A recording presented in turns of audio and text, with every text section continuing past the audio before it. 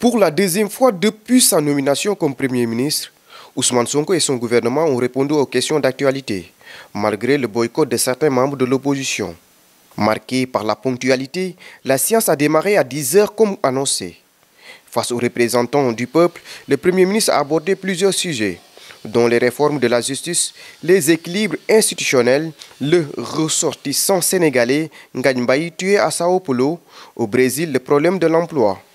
La députée Saï Cissé a ouvert la discussion en évoquant un modèle de collaboration entre les trois pouvoirs, exécutif, législatif et judiciaire, qui selon elle subit aujourd'hui une certaine pression.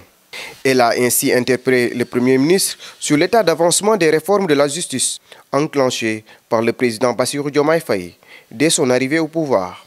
En réponse, Ousmane Sonko a rappelé les fondements constitutionnels de la séparation des pouvoirs, affirmant que, bien qu'il soit nommé par le président de la République, ce n'est pas ce dernier qui lui confère ses pouvoirs.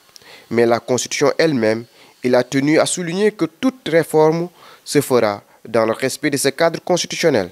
Concernant les critiques récurrentes sur l'indépendance de la justice, Ousmane Sonko a réaffirmé que celle-ci ne doit pas être confondue avec une république des juges. Il a précisé que le parquet dépend toujours du ministère de la Justice, qui demeure une autorité politique, conformément à l'architecture institutionnelle en vigueur.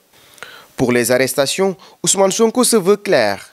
Je n'y suis pour rien, mais je ne laisserai pas insulter impunément, a-t-il déclaré devant les élus du peuple. Le cas Simon Faye, rédacteur en chef de D-Média, arrêté suite à une reprise d'un article, le Premier ministre a rappelé la responsabilité éditoriale.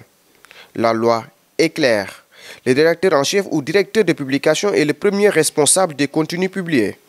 Ainsi, Ousmane Sonko s'est profité de cette tribune pour avertir les chroniqueurs et les opposants sur la diffusion de fausses nouvelles, diffamation, attaques sur l'honorabilité des personnes. Il sonne la fin de la récréation en précisant « Désormais, la politique pénale, c'est zéro tolérance. Que chacun assume ses responsabilités. Chacun est libre de parler, mais qu'il assume avant de lancer une pique aux opposants. Il faut oser descendre sur le terrain, arrêter de se cacher derrière des jeunes insulteurs. Il faut oser faire comme le PASTEF, car nous, c'est un terrain que l'on maîtrise. À cette opposition de milliardaires, je dis que la haine ne peut être un moteur politique. Cette deuxième séance dédiée aux questions d'actualité a duré 3 h 15 minutes. HK Média, le pari d'une information juste et utile, totalement indépendant, absolument véridique.